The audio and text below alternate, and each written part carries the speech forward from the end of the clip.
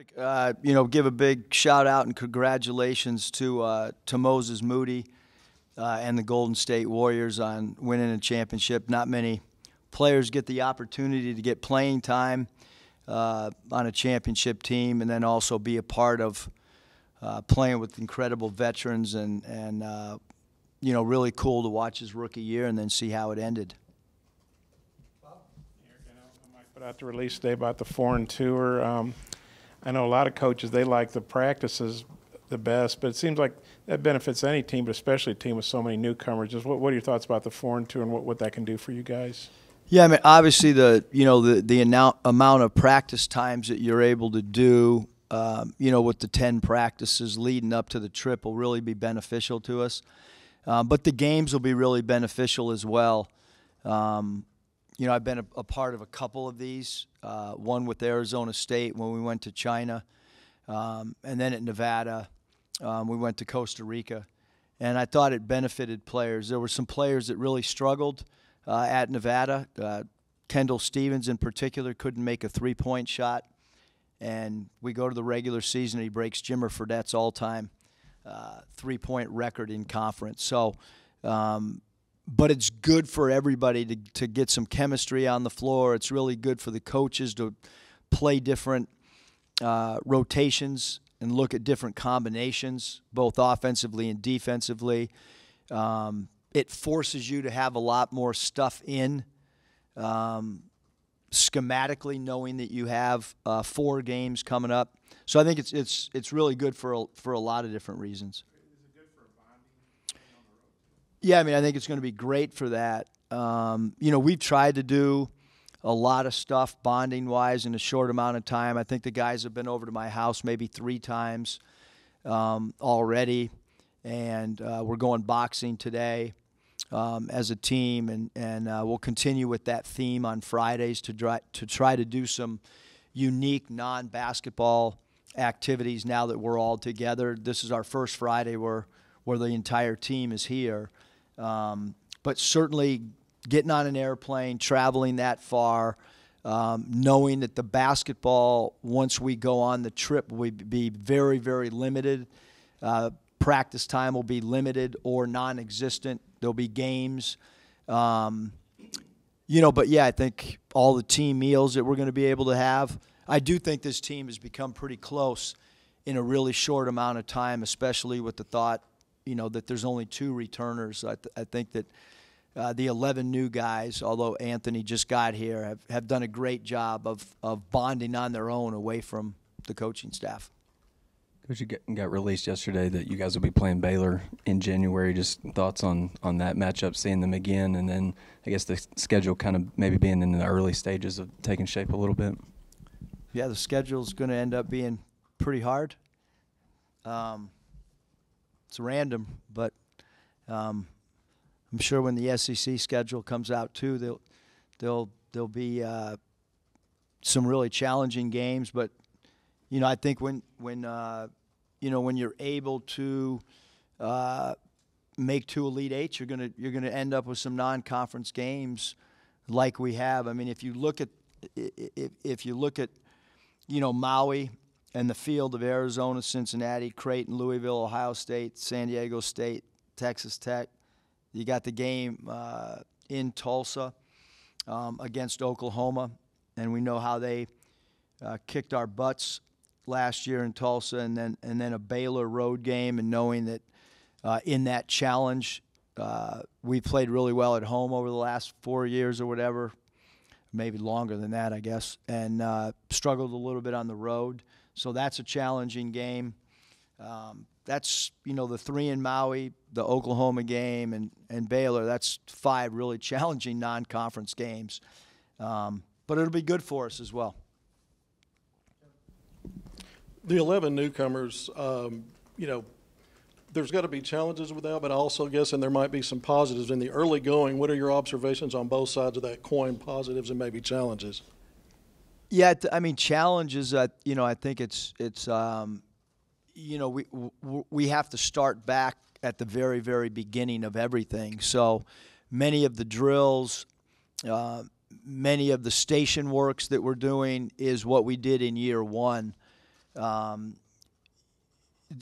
just so little carryover. It could probably a little bit challenging for, Kamani and Devo just because they've done it so much. So that, those two guys, it's cumbersome or whatever word you want to use, that they're going through the mundane of going back to the very beginning. But for the other 11 players, we need that to happen. But every drill we start off with, every station work, we try to have Kamani and Devo be at the front along with Cade, Abergas, and Lawson. Those four guys, because they've been through it. And then I think from a positive, there's always a freshness when you have new people. So the roles are completely up in the air. They should be up in the air every year, but I do think when you have returners that have proven themselves at certain spots, or there are some roles that are oftentimes solidified before you even get together. That's not the case with this team. Everything is up in the air with this group of players because, again, there's only two returning guys. So I think that adds I don't know what word you used, Kevin, but it adds a freshness or a different type of feel to it. Your previous Arkansas teams you've talked about or recognized early weaknesses and strengths. Collectively, are there certain things that stand out as far as players? Yeah, I think it's really too early, but to answer the question, Kevin, and it does, doesn't mean that this is how it'll unfold come November, but right now it's really, really hard to score on this team. If a coach is an offensive coordinator in practice, you'd much prefer to be the defensive coordinator right now because we're really long. We're different. We're able to block shots at a high level right now. And, again, it's early. There's very little 5-on-5 competition. I'm trying to get as much scheme stuff in, and we're trying to get footwork and technique down, and we call it TNT, talking technique. We're really working on some of those things, but in the limited live action, we should be a very good defensive team. We should be a team that looks different at the rim than we have in the past because we are able to alter shots and block shots. So there's very little rim points going on right now. And we certainly have to improve shooting the basketball as a team. Last year that was one of the areas that we were in the 300s when you look at rankings across college basketball, and we got to collectively across the board improve our shooting for sure. Eric, the draft's coming up, I think, a week from yesterday or 6 days from now or however that adds up. It looks like Jalen's stock is rising. What do you think about how Jalen's doing? What kind of feedback have you gotten from NBA people? Just thoughts on Jalen going into the draft. Yeah, we've fielded a lot of calls over the course of, since he put his name into the draft. But I'm not going to, say the name, but there was a general manager of a organization that called yesterday, and it was the first really extended conversation about where did we hear he was going to go, and there was actually two teams that had talked about possibly moving up in the draft. So yesterday were the two most significant phone calls that I have personally received about Jalen. They were real phone calls. They were not from scouts. They were not from people that don't live in the city of where the team plays. They were decision makers, and so I think that's really good when that starts happening. And I've told the whole staff, especially a lot of the young guys, 7 days in from the drafts when everything starts happening, just like trade deadline. I mean, you could pick any sport. All the stuff that's said a month before, it's make believe, and it's the same thing with the draft. As soon as you get inside of 7 days, every year, doesn't matter what, could be the NFL draft, could be the NBA, then it really starts heating up. And so again, those phone calls yesterday were were really good phone calls, and I think Jalen has done a really good job of all the things that we got an opportunity to see him do. Now NBA people are having the opportunity to see how fundamentally sound he is, how well he plays playing dribble handoffs, how well he sees the floor, how much of a willing passer he is, what a great talker he is in practice and when these guys are doing their 3-on-3, 6-man workouts. And he has quite a few workouts still ahead of him as well. Move his way up into the first round, or what do you think he's really doing to impress these teams? Yeah, I don't really want to speculate on where anybody's going to, get drafted. We knew last year that, Golden State really liked him. I mean, there was phone calls. All of our players saw it happening live because they were all at my house, and they saw the phone calls coming in after the 3rd pick, 4th pick, 5th picks from a few different teams.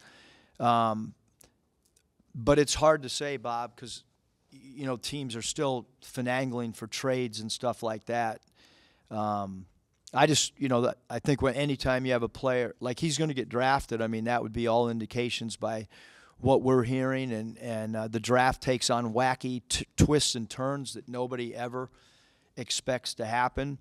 I'm just hopeful that he goes to an organization that really values what he is as a player, and I think that's why the Moses Moody fit is so special, because they really value who he is as a player, who he is as a person, and most importantly, how he fits in to them both short-term and long-term. Yeah, Eric, I wanted to ask you about Trevin. You really liked him a lot, or you spoke highly of him before you guys played Missouri last year. What's it been like for you getting to be a little bit hands-on with him and coaching him now? Yeah, I mean, he made 2 threes the other day in practice, Scotty. Threes that maybe, we haven't seen a big guy make, where he shot faked the closeout, took a sidestep 3 off the bounce, and then he followed it up the next possession with a deep 3. So, and that's an evolving part of his game. I'm not saying that he's arrived as a 3-point shooter, but I am saying that he has what we've seen in practices with him and a few of the other guys is like degree of difficulty shots that maybe just don't happen. But from a spot shooting standpoint, that's where we have to improve as a team. But getting back to TB, I thought playing against him that he was a guy, like, if you look into the future, had tremendous upside. And we still feel that way. He's so long, he can shoot, he can run, he can block shots, has to get stronger. We hope that he becomes more confident as well as a player. Just watching Jordan Walsh in high school playing against some really good competition, it seemed to me he could defend all 5 positions. I saw him do it multiple times. I've heard you comment on that. So far, what have you seen from him defensively? And can he get to 5 positions he can defend at the high major level?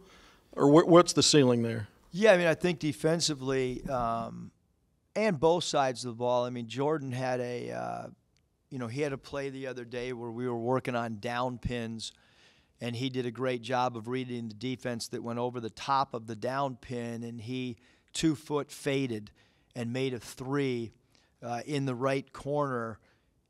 A really, really difficult shot. Anybody that knows what when a player fades off a down pin, and that's because he's got great explosiveness, Kevin, off his jump.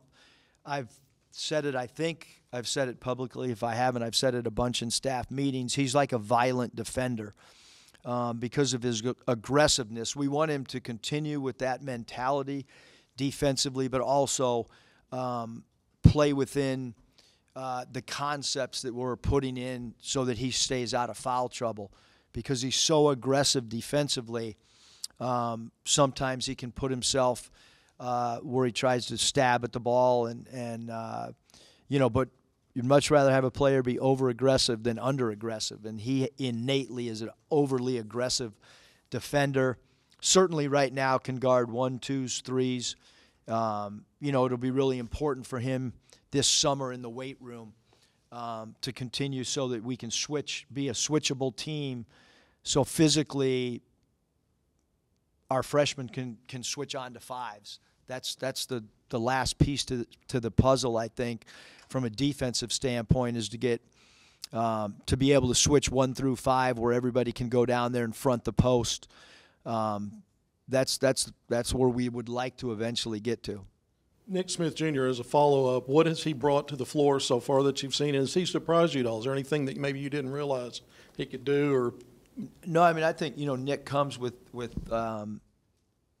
as many of our freshmen come with such, high expectations and stuff. I think the one thing with Nick is just his leadership, his toughness, and how hard he goes.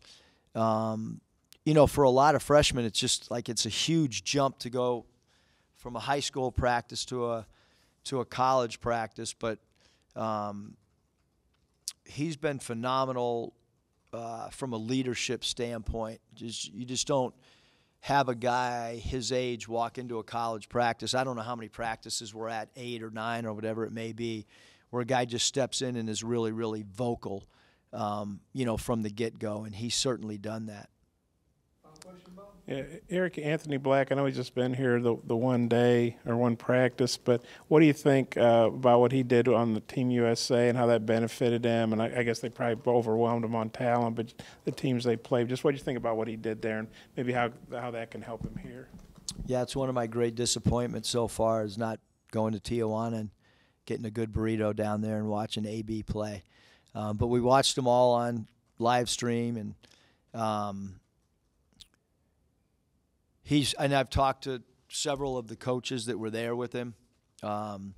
Leon Rice, who I know really well from Boise State, he shared some great stories about AB in huddles and in practice, and then some stuff in Tijuana that kind of shed some light on how he was interacting with those guys.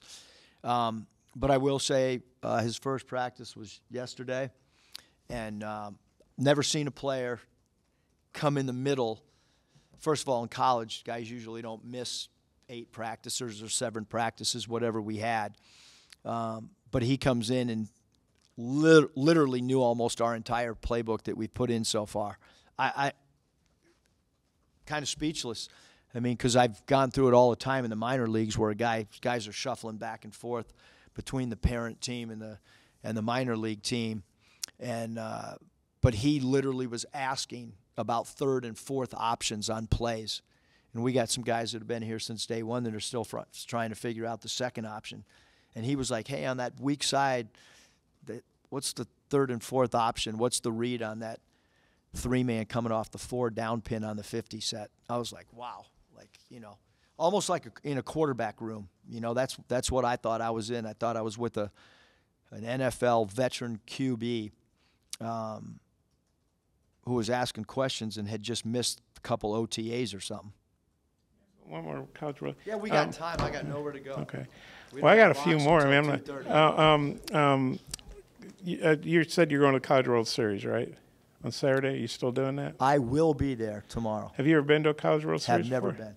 Cannot wait. Yeah, what are your anticipations, and what do you think about the teams? Obviously, looks pretty wide open. I mean, you've been in the Elite 8 the last 2 years, and that's what the College World Series is. It's 8 final 8 teams. Yeah, I mean it's just so. I mean, just listening to Coach Van Horn's presser, talking about like how hard it is to get there, and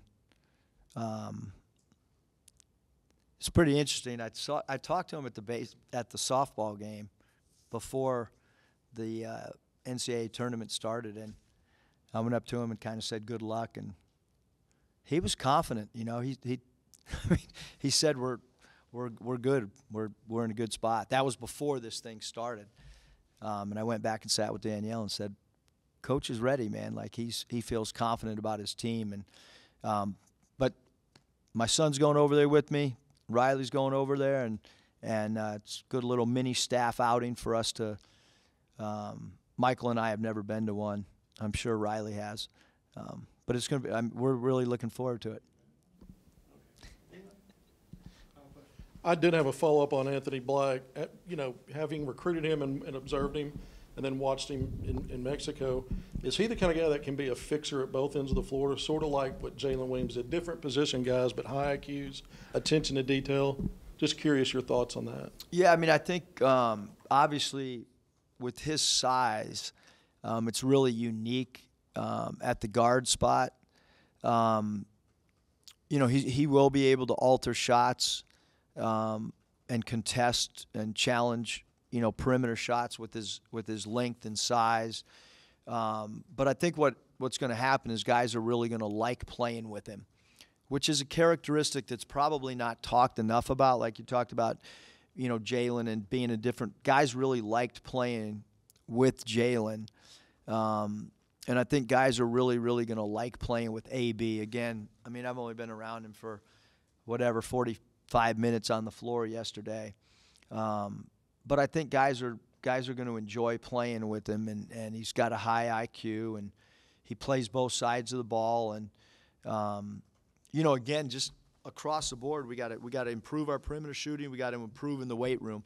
I think anytime you have 6 freshmen, the weight room programs at the collegiate level are drastically different than high school weightlifting programs. So, we're asking a lot of our strength and conditioning program this summer to try to get, 6 players up to speed. Because even looking back on our, when we had Moses and Jalen and Debo and those guys, like, the weight room, for Jalen, I thought it was a big step, maybe minutes early on. A lot of it had to do with just, what goes on in that weight room, physical condition, adding strength, all those type of things become really important and probably not talked enough about, with younger players. Just real quick, just early impressions maybe of Ricky and Jalen Graham and how they fit. Yeah. First of all, for Jalen, I don't know if he's ever worked this hard. I mean, those are kind of his words. I think that what's demanded in the sand pit, what's demanded in the weight room, what's demanded in practice. So I think all that he's still but he can score the basketball with his back to the basket. He's got a great floater, great touch. We feel he can rebound. This was a week that we need, we're going to have to talk to him about going to the glass a little bit more. But a guy that's really fitting in with the guys off the floor. And then Ricky, he has at least one wow moment every practice, at minimum one. It might be a dunk. It might be a finish in traffic. But he plays with an incredible energy. I've never had a player in 5-on-0 skeleton when we dry run our opportunity break in transition. I've never had a player in all the years, including the NBA, minor league, I've never had a player run the wing so hard in 5-on-0 skeleton dummy offense. Maybe to some coaches they think, they just mention it in the staff meeting. To me, it's going to factor in his playing time that he runs that hard, quite frankly. And he's doing it in 5-on-0. Because what all this is about is who do you trust by how they conduct themselves daily in practice.